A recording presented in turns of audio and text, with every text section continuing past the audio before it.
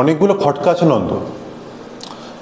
1 নম্বর, কালকে রাত্রিবেলা উনি যখন ডিনার করে ঘুমাতে গিয়েছিলেন সেই সময় ওনার পরনে পাজামা আর পাঞ্জাবি ছিল। আর ওনার লাশ যখন আমরা আবিষ্কার করি সেই সময় ওনার পরনে কিন্তু জিন্সের প্যান্ট আর টি শার্ট। তার মানে রাত্রিবেলা উনি কোথাও বেরিয়েছিলেন, কিন্তু কেন?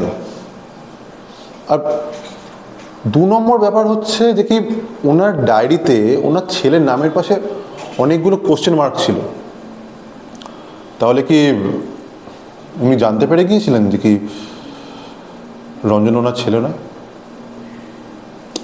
আর 3 নম্বর ব্যাপারটা হচ্ছে এই রহমত আলীটাকে।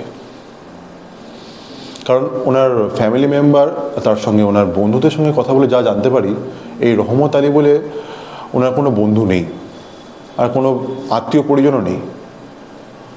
তাহলে কি রহমত আলী সেই ব্যক্তি যে ওনাকে রাত্রিবেলা ফোন করে ব্ল্যাকমেল করত?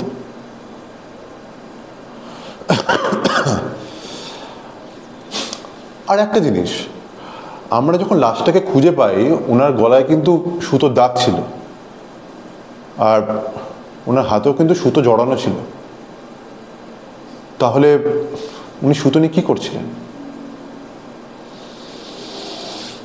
একটু ভাবো নন্দ, একটু ভাবো।